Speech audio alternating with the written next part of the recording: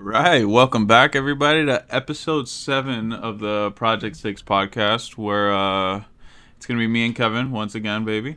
And just a quick introduction for Kevin. Just want to say hi before I get into it. What's up, Kev? How you feeling? What's up, man? Feeling good. Feeling good, baby. Feeling good. All right. I just basically wanted to get started with, I guess, a recap of the series so far, and obviously Game 3 was yesterday. Well, when you guys are listening to this, it'll be about 2 days ago because this will be dropped prior to Game 4.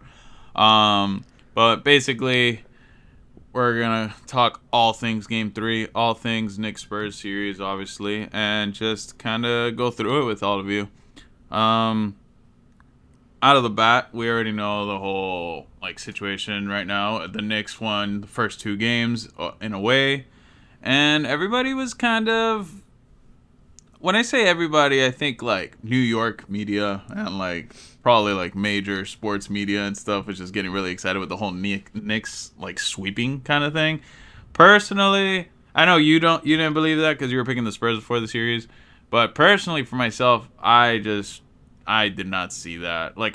I think I was wrong with the fact that I thought the Spurs would have split either one game in that first 2 games, but for sure there's no way the Spurs were getting swept, dude. There's too much talent. Too much talent. Yeah, too much talent. And honestly, now that we see the teams playing each other in the finals, obviously not regular season or the NBA Cup, you see it's exactly what we almost predicted, minus the fact that the Knicks took the first 2 games. Also, the Spurs starting off every game really hot. They come, with a fire, and then it just kind of slowly just loses its steam, and then it's just Knicks central for the rest of the game, and it feels like the Spurs are almost trying to keep up because I think for our It last almost happened podcast, last night. Yeah. No, it almost happened again, which was crazy. But since our last podcast, because we did it before Game 1, it's just been if you've missed all 3 games for some reason, you live under a rock. It's basically been Spurs come out hot, they look amazing. Someone's doing really good. It doesn't matter if it's Julian, Stephon Castle, Wembanyama. It doesn't matter. And then they just lose steam. And it must be Brown's adjustment coaching or whatever's going on, because OG finally had a good game in Game 3. And in the game before that, it was Cat. And then the first. Yeah, so, obviously it feels like a game of adjustments. And it feels like the Spurs are coming in with the same plan every game, where they want to start off hot, but then they just lose too much steam and they end up losing the game at the end. Yeah, I think the biggest difference of this game, for sure, was just Wemby's output in the first half. I think he came out assertive. I think the first 2 or 3 plays were just straight up dunks. They need to have him in the paint, and that's not saying that you can't have Wemby spread the floor. I still think that's a magical and beautiful thing. That guy could shoot over anything or anybody, really. But I think what's most important for them is to have somebody in that paint other than Stephon Castle, which honestly, Castle, amazing Game 3, by the way. I think they played him a little bit more off ball, and when I say off ball, I mean less ball handling, taking it up the court, and yeah, he still did his fair share, and as he should, you know what I mean? But I think the pressure of just having everybody swarming him all the time, and then we've already seen the big turnover mistake with the whole Wemby, and then Castle turning around and stuff. I don't think that's Castle's fault. He was looking at him. I saw the slow replay. He was looking at him for 2-3 seconds, and at that point, you're thinking your best player is taking it up the court. I get it. I would feel the same way. If I had Wemby on my team, I'm probably not. I'm looking at him you passed me the rock. All right, no, you got it. All right, I'll be down there to get the board. I totally got you, and I think that was Castle's mindset at that point. For Game 3 though, I just think his finishing around the basket, he's just a tough guy, dude. It almost reminds me of like a smaller Giannis Euro step. You know what I mean? When he does that, because he stops on a dime right under the rim and somehow, some way gets it up there. And I swear to you, I think it was 1 or 2 and ones, but either way, if it was one, it was awesome, and he had so many good plays around the paint. I think Wemby had an outstanding game, and it was just assertiveness, you know. And I don't feel like we got that many Luke Cornett minutes, and when we did, you didn't feel it as much. But what's so like awesome about this series for me is just how close it's been. You know, like I know you mentioned how the Spurs, you know, they come out swinging in every game and then they lose a bit of steam. Yeah, I agree. I just think the Knicks have just been a better finishing team. And even yesterday, it was even it almost happened again. It was just, I think the that Castle 3 at like the end of the shot clock. Like, don't get me wrong, like awful. Like if you look at both teams, like awful closing like offenses. Like those were like, we're just standing still until the last 6 seconds and we're just gonna figure it out. Like that was for both teams, and just Castle got lucky. And that's that Brunson made that go ahead 3, and Anunoby made that corner go ahead 3 at the end. And then we were like, oh shit, it's happening. And it just didn't happen. You know, the Spurs came out winning, and it is what it was. But for me, I think the biggest thing yesterday was just Castle being like awesome, like offensively, very efficient, not too much of the ball handling. Same thing for Wemby, and I think those two just stood out for me. I mean, Champagnie had a good game. I still think Vassell should get a little bit more. Like I don't see him shooting the ball too much, and I don't know if it's just because they're guarding him well. I don't know. Like I feel like he's not chucking up the shots that I feel like your guy, Champagnie, is just chucking them when he can, and I want to see the same thing from Vassell. That's my own thing, because I know Champagnie's your guy, and I think Vassell's my guy, and I want him to shoot the rock a little bit more. He did good. It was 3 for 4 yesterday from 3, and 3 for 4 overall. He only shot 4 threes. But I want to see a little more. And that's that he played 38 minutes. Yeah. I don't know. I think as well, too, not to be understated, is I think there was error in coaching by the Knicks. And what I mean by that is Brunson hit 4 fouls, and then they took him out. They took him out for way too much time. He was and, you know, I don't see anybody talking about it. I just thought, like, when I was watching it with Nick, friend of the show. It was just so much time. You know, you gotta play him the last 10 minutes of the game, regardless of the finals. You know, you know, F the foul trouble, and then with Brunson out, it just felt like, you know, the Spurs were able to take advantage and win the game. And I think if Brunson was still in the game, or if Brown had brought him in earlier, then I think that we would be talking about a different result. I think we would be talking about Knicks 3-0 right now, because that was just insane how you don't have him in for the last 8 minutes of the game. Well, you know, they eventually put him in at like the 7:30 mark, but they took him out for so much time, and then, you know, you expect him, which, you know, he balled out regardless. He came in and hit that clutch basket. And then OG hit the clutch basket. But, you know, at the end, it didn't matter. If he was in for, let's say, a minute before that, you know, I'm sure the fans were screaming for it. You know, I don't know. It just felt like a poor decision by excuse me. It felt like a poor decision from Brown to keep him out for so long on 4 fouls, you know.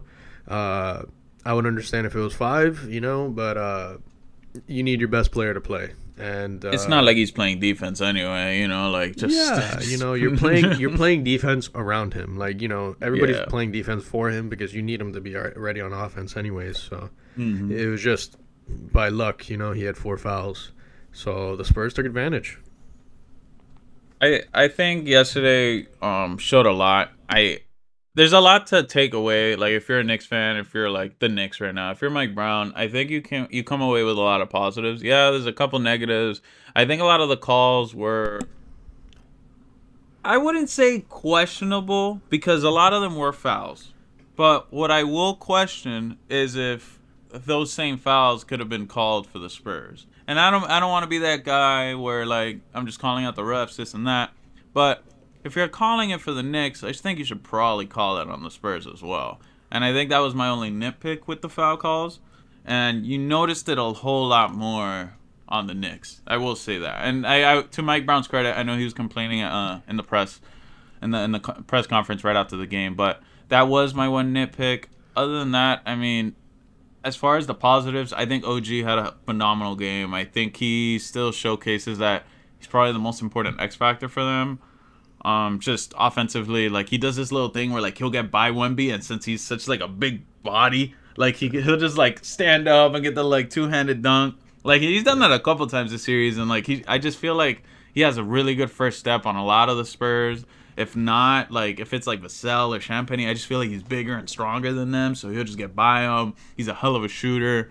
I think Anunoby's been great. I think the one bad thing from yesterday, other than your amazing call on the Brunson being out for way too long, is Mikal Bridges. I think those first two fouls in the beginning of the game, I don't even think it was 9 minutes. 9 minutes left in the first. He had those two foul calls, and I just got him out of his mojo.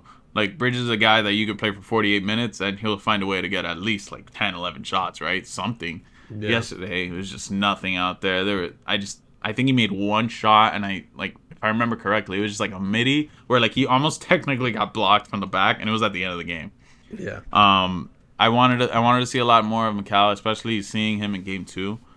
I think the Alvarado minutes were very good. All things considered. It was 12 minutes. And then, Clarkson hit some very important shots, especially that three, that I think gives them another look. And, of course, Shamet just wasn't hitting. He wasn't his normal self. Yeah. But still, I like the shots. They are rushed, but then again, every time Shamet kind of shoots, they are usually rushed anyway.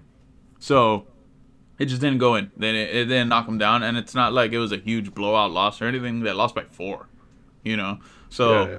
With all that being said, I think there's a lot of positives to take away from this game for the Knicks, and I think they could come out on top, honestly, probably next game. I think the Spurs are going to come out swinging regardless, because they're just we lost the first two games. That's just how we start. Yeah, that's just how they start. There's no way.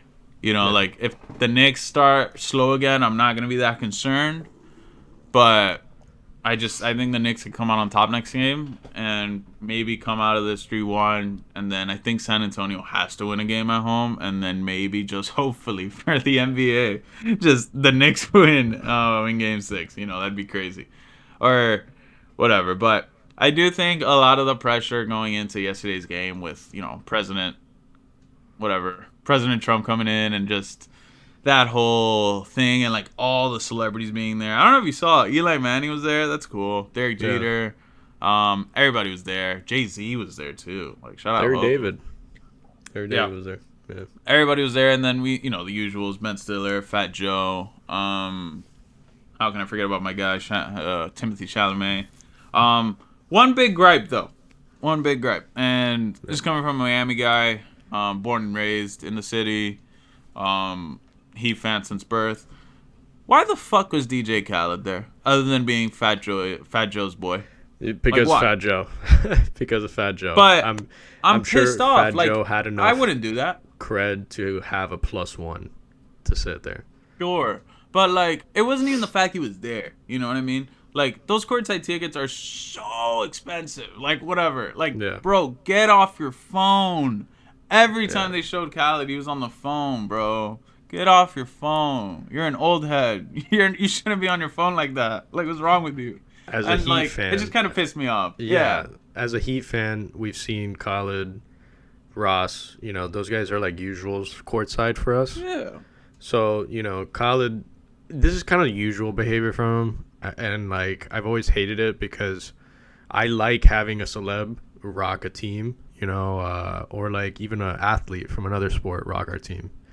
But having Khaled there on his phone and stuff like that, it's just disrespectful. It's the finals, it's giving Stephen A. Smith on Solitaire during last year's finals, So it's weird.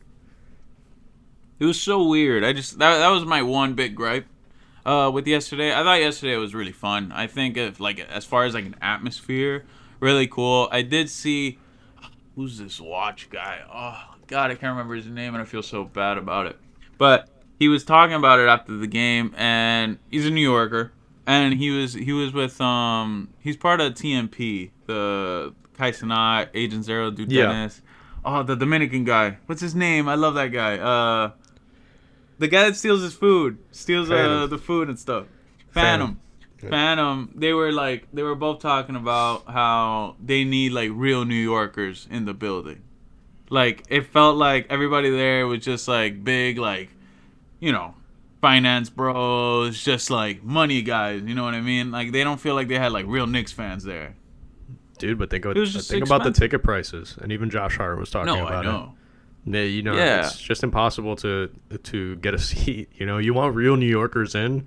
You can't have them spend 3 months of rent just to sit nosebleeds. Yeah, You bro. know. New York's expensive as it is. Imagine paying for a Knicks game, Exactly. in the finals. Exactly. But regardless, I thought the atmosphere was cool. Obviously, like we weren't there. We don't know exactly what happened, but from the crowd, it was really loud. It was crazy. As far as like on the TV side of things, and we just felt like the atmosphere was great. I do feel like the nerves, and this isn't about like the slow start. I think it was just like the nerves going into that game for New York that I feel like they just weren't the same team for the majority of the game. I think around the second half they cooled off a little bit. Honestly, like probably at the end of the first half, they like finally found their mojo again. But they were nervous, dude. I feel like the only guy that was kind of showing up was Josh Hart. Like I think he hit the first shot, which was a three, which I was like, oh, that's a great sign. The fact Josh Hart Yeah. hit something. That's another And he thing. hit Josh it from the Hart same actually had a spot good game. again.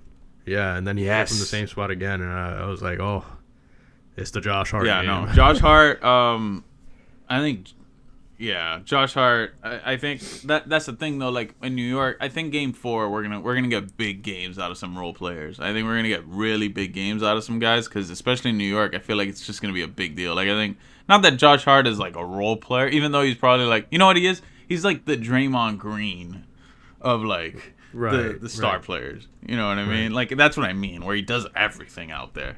So Yeah.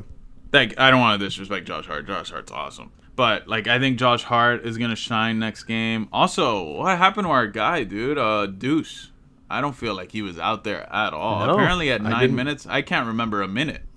I remember him coming out, and I was like, Deuce, and I was like excited. And then, Yeah, I man. turned my head for a second, to talk to Maria, and I turned back, and Deuce is not on the court anymore. Yeah, man. He was on accelerated, like, spurts, and because of the foul trouble and, whatever. Yeah, this he is Clarkson's played first the minutes. two. Yeah, Yeah. this is Clarkson's first minutes in the finals, so I didn't know. Again, I don't know what Brown was thinking. And again, at the end of the day, it was a close game regardless. But I think if you're going to blame anybody on this game, it's going to be the coaching. I think, like, I don't know. It's so hard to knock him because he is a really good coach. Both coaches are amazing. But, man, if I had to say that there was one person responsible for the loss, it had to be Brown, and it's because he didn't put Brunson in sooner. If he had put Brunson in sooner, I think we'd be talking about a different scenario. I think I'm gonna agree with you. I think just the rotational adjustments just was a little off for me. Especially the foul trouble for sure. But I think the key to the series, and we saw it in game 1 and 2, and I'm not even talking about like stats and stuff like that. I just think Cat was so crucial, and I know he played 38 minutes and stuff, but I feel like he just wasn't in at the right times either. No. Like No. if you like, let's play this out, right? The first quarter, all right. Wemby's probably out at the 4-minute mark. You probably leave Cat throughout the first, unless he's exhausted. Like you probably leave him all throughout, and then if they bring out Wemby to start out the second quarter, that's when you throw in Mitchell Robinson, play maybe 4 or 5 minutes there, and then you throw Cat back in. I think that's how you gotta play it, because I think it's a waste of minutes if you throw in Mitchell Robinson when Cornette's in. And that's no shot or like shade at Cornette. But like if Cat's in the game when Cornette's there, that's a huge mismatch. You know what I mean? Yeah. You gotta take advantage of that. Another big thing for me has just been like Alvarado's minutes have been very good, this and that, but I feel like we're doing a lot of ball watching if we're New York right now, dude. We are wasting that time, like that shot clock. It's. Yeah, I feel like they're down bad on offense sometimes, and like that's so weird to me because I just feel like yeah, the team is built around Brunson for sure, and then like you got the two shooters, you got Josh Hart doing everything out there, and you got Cat, Cat's an all do it all kind of center, and especially in this series, the guy could apparently play defense, first team all defense, Apparently. So like obviously the team is built around him, but you gotta find a way to like create, like get some like shot creation, like. I don't know what it is. Like, throw some pick and roll, pick and pop. I don't know what it could be, but there needs to be a lot more, like, offensive playmaking out there. Like, if Brunson's not there, like, I don't see a shot. Like, it's always a shot at the end of the shot clock, or it's like a silly fast break three, or somehow Anunoby gets that first step and gets the ball in there. Like, I want more.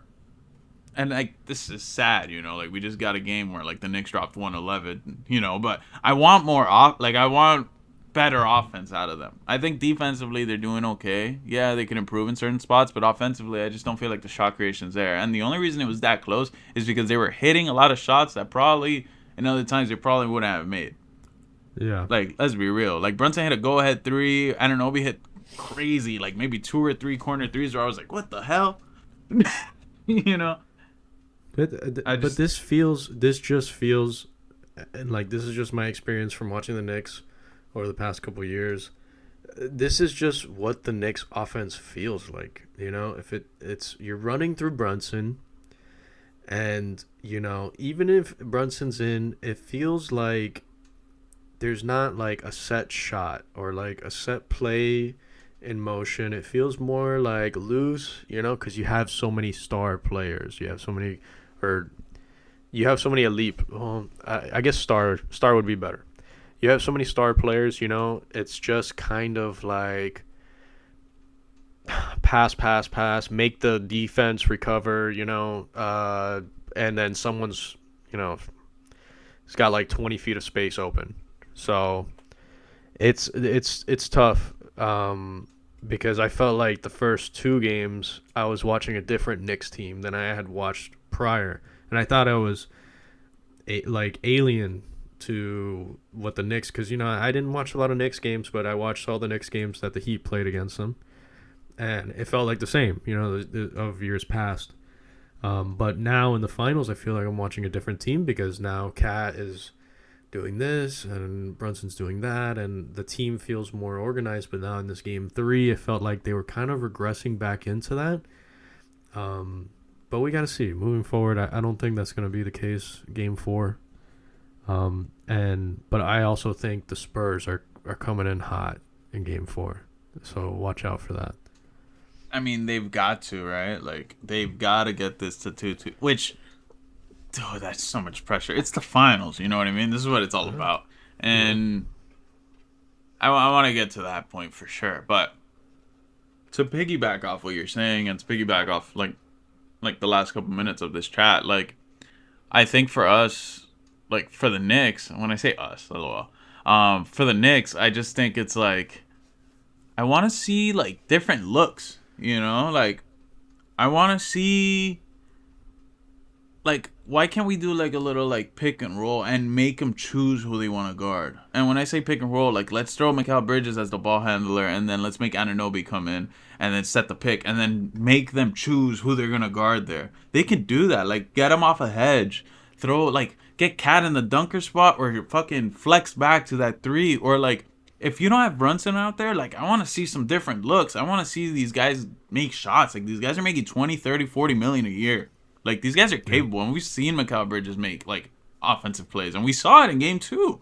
Like, we need to see more of that, and obviously, like, those first 2 foul calls got him off his mojo, this and that, he's coming in at a weird time, whatever it may have been, But I want to see more, and this is me being very critical. I still think the Knicks are going to come out winning. I think they got it. But I would not be surprised if the Spurs come out in Game 4 and win and somehow bring this back to New York being up 3-2. Which, insane scenario. But, like, I just want to see more. Offensively, they got to get it. And I think the two biggest things coming out of this, for sure, are coming out of Game 3. Rotational adjustments. We need to figure out who we're playing, what we're playing. Why are we still figuring it out this in the finals? I think, dude, if I'm wrong, did they play 11 guys, bro? They played 11 guys yesterday. OG, Josh Hart, Cat, McCall, Brunson, McBride, Clarkson, Alvarado, Shamet, Mitchell. Okay, they played 10 guys. But they should not be playing 10 guys like that. And if they are, like, they need to be better with rotational adjustments. They can't have, like, all these bench guys in and then just not have a scorer out there. And they got lucky that Clarkson hit a 3. They got lucky that Clarkson made a couple plays. They got lucky that Alvarado was able to freaking get Wemby shook and hit that mid-range shot. Like, that was great momentum, but that was very lucky. You know, like, they need to figure out better ways to make offensive plays out there, and I think that's the biggest thing. So, rotational adjustments, for sure, to your point. And then just a lot more, they got to get more creative on the offensive end because the Spurs are a great defensive team, a great defensive unit, and they got to figure it out. Another key note before we move on. Dylan Harper, 5 of 18, did not notice that till I looked at this like a couple minutes ago. Yeah, because those 5 shots were so loud that he made. What, he took 18? I didn't even notice that. He was tied for the most with Wemby. They got to sort that out. And I don't know if you've seen on Twitter. Big shout out. Great follow. Former NBA legend Michael Redd is one of the greatest Twitter follows you can have. Like, that guy is so, like, his perspective on the game is beautiful. And he was talking about it because someone mentioned how loud those 5 shots were. And Michael Redd was literally like, yo, like, I was literally just looking at this. That Michael Redd specifically was like, yes, like, those shots were awesome, this and that. But they need, like, in this offseason, he needs to figure it out. Because if not, they're going to figure it out later the next year, or they're going to figure it out at some point this series. So, like, he not that Dylan Harper doesn't have a jump shot, whatever, but he was 1 of 8 yesterday. Or Game 3 rather, and going into Game 4, I don't want him to fall off on the aggressiveness because I think that's what makes him special, especially with that dunk. That was crazy, by the way. Yeah. But I think I want to see more of that. I think we got to see a good Castle offensive game. I think Champagnie doing great so far. I do want to see more out of Vassell. And I don't really have a lot of nitpicks for the Spurs. I think they didn't play a perfect game, but it was pretty darn good. They got a good Wemby game. They got a good Castle game. De'Aaron Fox struggled mightily, at least in my opinion. I got to see more out of that guy, dude. What is going on with De'Aaron Fox? What is going on? Yeah, no. The last thing I want to add, I don't think we've seen the best of the Spurs. I don't think so either. Which is scary because, you know, they're even putting up a fight against the Knicks squad that feels different in itself. So when this team goes full oiled machine, I think we're going to see a whole different ball game, and I'm excited to see that too. No, yeah, I'm again, like, I don't have a player in this series. Like, I'm a Heat fan all throughout, you know. So, like, I don't really care who wins. But I just want to see a good series. So, in a weird way, I'm kind of glad the Spurs won because I didn't want to see a sweep, dude. I don't want Wemby getting swept in the finals. Like, that's not cool. And then, like, feel right. Less basketball. That's not cool, you know? Yeah. So, in a weird way, I'm kind of glad. Do I think the Spurs could come out and win? Like, yeah. But at the same time, I think the Knicks are going to come out and win, bro. We'll see. I can't see it. I'm still riding the Spurs. See it. I think the role guys are gonna play well, and I just think Josh Hart's gonna have another good game. Brunson's gonna show out. There was a good point that Stephen A. Funny enough, our guy Stephen A. Smith, shout out straight shooter. Like he was bringing out like Brunson was playing like he was going for the MVP last night. Yeah. Do you think that was Do you think that's warranted, or do you think that's more of like first take talk? What do you think that is? That's like just if first take your talk. humble opinion. That's just yeah. hot take talk. Yeah, that's Stephen A. Nonsensical, you know. We know that Stephen A. doesn't really watch basketball, so I know this is his Knicks, you know, but the guy like half watches basketball, you know. So I really take anything that Stephen A. says with like a grain of salt. Like, yeah. I've been watching the guy for years, so I do see where you're coming from, but I just want you to know you just ruined our shot at getting a first take guest appearance. But whatever, I'll show up for us. Don't worry, we're good. Okay, you got it. I'll show up with the snazzy suit just for him. Yeah. All right. Well, what are you picking? Game 4? You going Spurs? You think they Spurs. even the series here? I think Yeah? we Okay. finally see a full form Spurs game 4. Okay. They're gonna come out. Either way, if it goes that way, then it'll be like how I kind of said they'll split it, but we'll see. I'm going Knicks game 4. I think they'll come out of this 3-1. I think San Antonio will win. At home, they gotta win home. They gotta win at home. That crowd is not letting them lose. There's no way. And then I think it ends in game 6 with the Knicks winning, but we'll see. Either way, I'm excited. If it goes to game 7, I'll be even more excited. That's sick. Adam Silver is banking on it going game 7. Yeah. Bro. That's sick, dude. So, whatever. I do want to talk about this. I think it's hometown. You know, we got to talk about it. I know we're not talking Dolphins. I know we're not talking Marlins. We're talking Miami Heat, baby. And yeah, shout out Florida Panthers, even though we're nowhere near. But it's okay, 2-time champs. Back to Miami Heat. This Giannis talk, bro. It's ramping up. I know me and you talked about it a little bit ago, and I went on a little ramble, this and that. But I just want to get a little bit. We purposely right before the pod, we always talk a little bit before anything, but we never give away exactly what we're gonna say unless we get too excited. AKA me, I get really excited, so I blurt it all out. But I'm okay repeating myself. Kevin mentioned he does have his little thing on this, but it's ramping up, dude. Even Bill Simmons on his podcast saying it might happen at the end of this week. Sam Amick from The Athletic talking around the league, like it's just Miami Heat are the front runners. It just looks like the Miami Heat are like head of the pack right now. Ira Winderman, I think I pronounced that name right. I think he writes for the Sun Sentinel. Excuse me if I get that wrong. Big fan. Clearly not as much, but whatever. Shout out Ira. He was talking about how he's already written his Giannis to Miami piece, which kind of kills me coming from like a Heat guy, just because every summer we end up with somebody, but we never do. So like, don't put that out in the air, please, for the love of God. But it's ramping up, dude. It's ramping up. I'm gonna let you say your piece, but I'm getting a little antsy. I'm a little excited. I don't know what to say. I don't know. My main piece on this is that I feel as if we're giving so much for, you know, a window that's not even guaranteed, you know. And I was speaking to Nick about this, again, friend of the show. If we do end up with Giannis, I would like us to go full force and also commit to a Kawhi trade. I mean, I don't know. It makes sense because if you're diving in for Giannis, you might as well dive in for the other guy that could easily win you a championship because he did it with Toronto.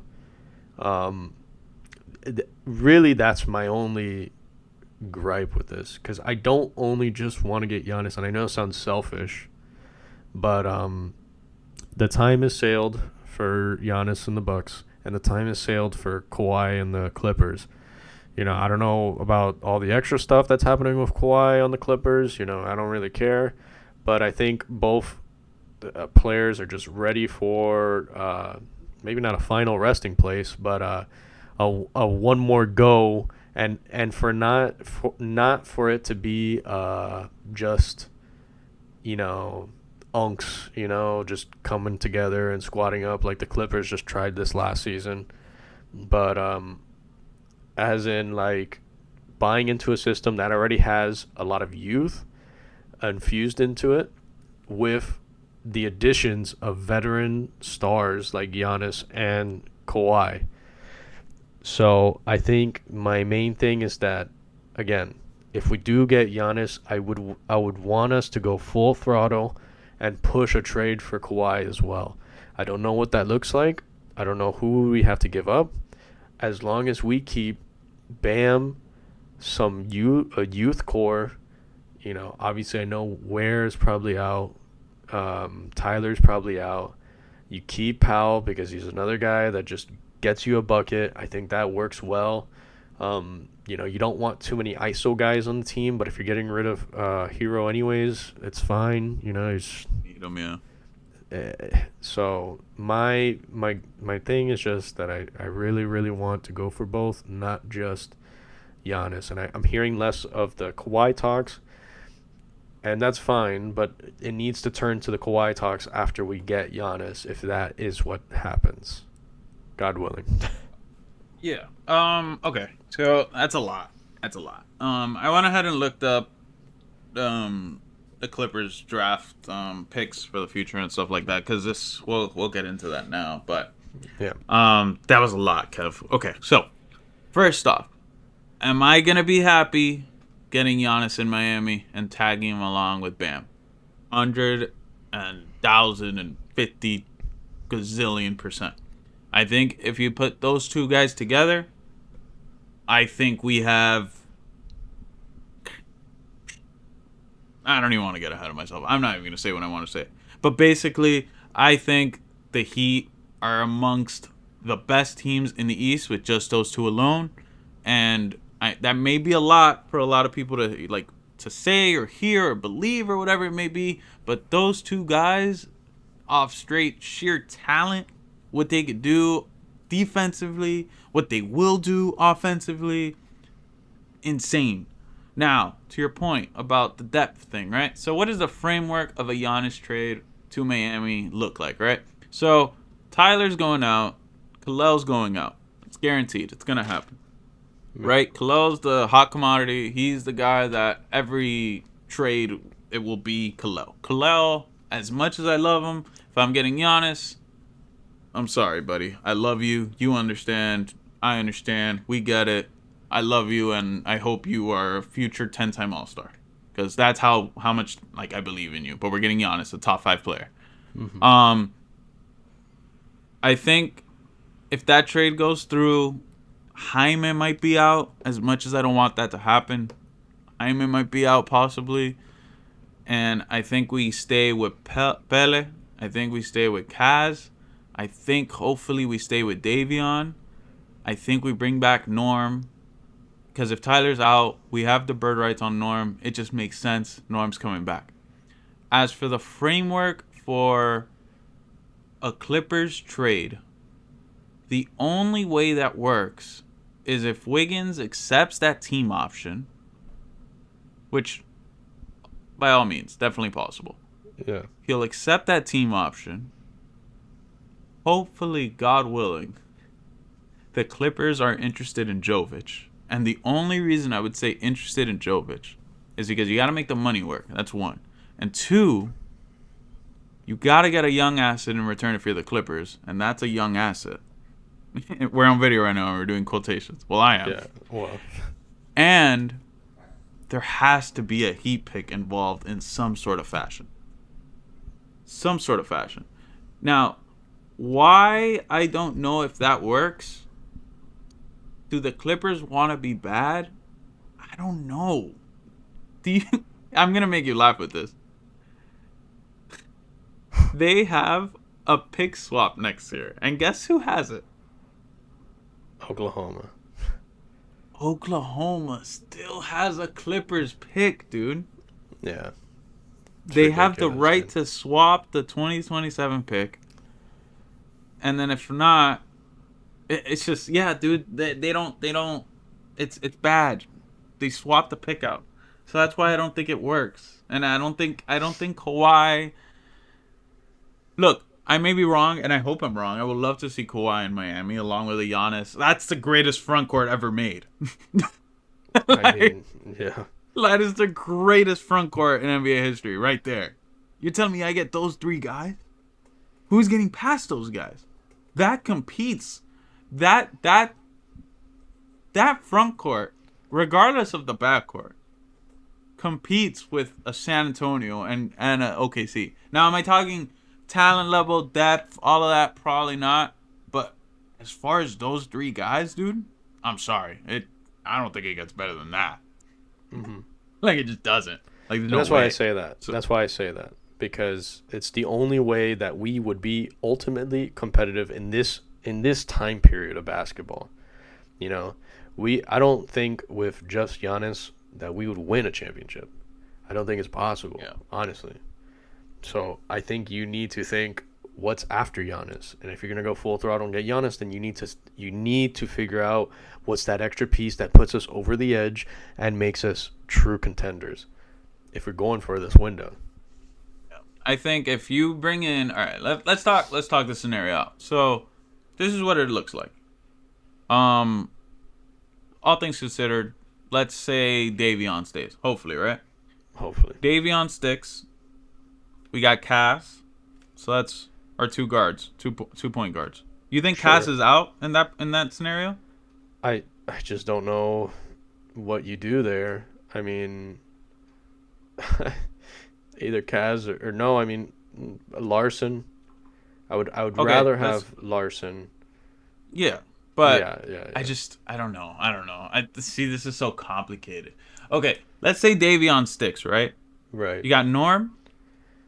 Because you bring him back because of the bird rights, you can, and it makes sense. Him and Kawhi are boys, whatever. Yeah. Bring in Kawhi, you get Giannis, and you get Bam.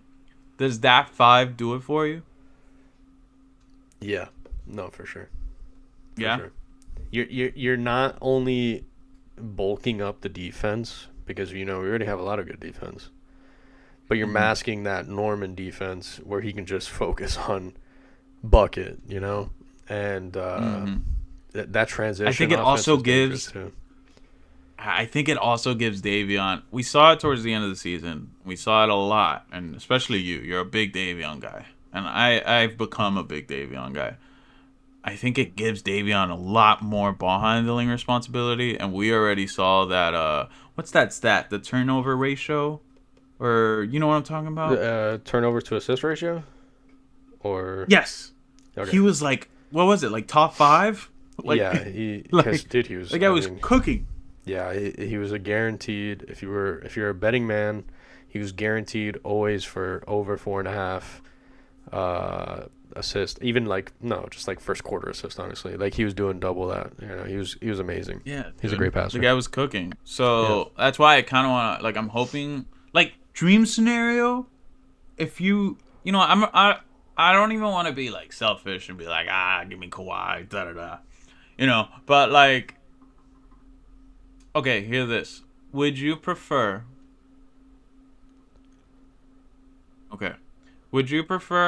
Giannis and Bam, and you get to keep Cass, you get to keep Pele, and you get to keep Jaime and Davion? Yeah. And bring back Norm. Sounds good. Or would you rather get Kawhi in, but lose all that young talent? I think the issue is, though, and I know it sounds bad because we were a playing team, but we lose that pace of play, Just bringing in... Dude. I don't know. It's going to be a different style of play. Because you bring in Giannis, but you also bring in Kawhi, who's a lot slower. He needs ball time, So it just brings in that offense that we don't need. We were one of the highest paced teams in the NBA, and it worked well for us. Albeit we lost a lot of games, but that's just from different reasons than our offense. I don't know. I don't know where I would lean on the Kawhi conversation. I don't think I'm ready for that yet, because I think I'd get a little bit ahead of myself already, and I think we are getting ahead of ourselves with just even talking Giannis in Miami. I mean, not really, but considering what we've gone through, I mean, and it's not even like we're a poverty franchise. You know what I mean? Like, honestly, I got a bone to pick.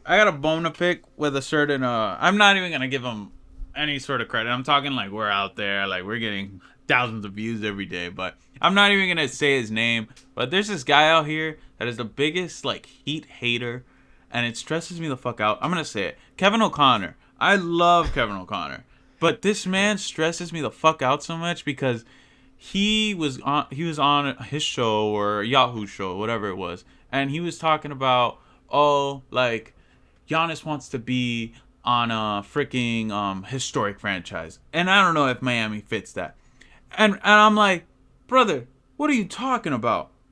And this is a guy that's from Boston too, and like no shade to Boston, like my idols, Bill Simmons, whatever, it is what it is. Yeah. What are you talking about? Ever since Miami like became a franchise, they have like in that same span, let's say when did we become a team? Like it was 88, like 96, 80, 89, 89, 89, something like that. We've got more chips than Boston. We've been to the finals more than Boston in that same time span. The Knicks, fuck out of here. Y'all haven't won in like 50 something years. Yeah. Lakers, okay, that's a different argument, whatever. But brother, that is not an argument. If there's a historic franchise, we're up there. Yeah. Top 5. Yeah. Top 8 if I'm being safe. Get out of here. I'm sorry. Miami's one of the biggest cities in the freaking world at this point. Get out of here. Right. Whatever. Sorry. I had to get that off my chest. I wanted to say that from the very beginning. But I don't want to get ahead of myself with the Kawhi thing. And I even brought up the whole Trey Murphy idea, which personally, Kev, I'd be much more of a fan than Kawhi. I would much more be obliged to that, but it all depends on what we're getting, or what we're giving. Sorry, it really depends. I would be more like let's say in the same scenario we're giving up the same amount. I know it sounds crazy. No, it's and crazy. to a casual, I think it sounds crazy. Yeah. Even me saying it, I think it's crazy. But as far as a fit, as far as style of play, as far as everything goes, I think. Even age, dude. I think Trey Murphy just fits better. Yeah. Trey Murphy's going to be an all-star. Trey Murphy is a stud. The guy can shoot. The guy can play D. The guy could get in that fucking paint. And you saw Dylan Harper dunk? That game 3? Oh, that's all we're seeing from Trey Murphy. Beautiful stuff. I just think... And he's got a lot of years left. He's got a lot of... Yeah. Yeah. And the contract's good, too. Yeah. I think it was 4 for 112. I think he's now in the second year of that deal. I don't know what it was, but I think it all starts with bringing, and I'm going to bring it out. Camera won't see it. Eventually, we'll have camera for the pod. But I think it all starts with Giannis teaming up with this individual right here, Bam Adebayo. The moment that we get Giannis to team up with 83 over here. 83 points, by the way.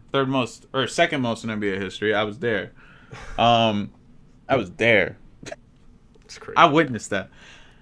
That's when we could really start talking. But for me, the moment we bring in Giannis into the building, a top 5 NBA player, top talent, like all-time type shit, then we could really start talking about everything. But the main goal here is bringing in Giannis Antetokounmpo to the Miami Heat in that jersey, and a number 34 if he wants. Whatever jersey you want, baby. It's yours. You can have it.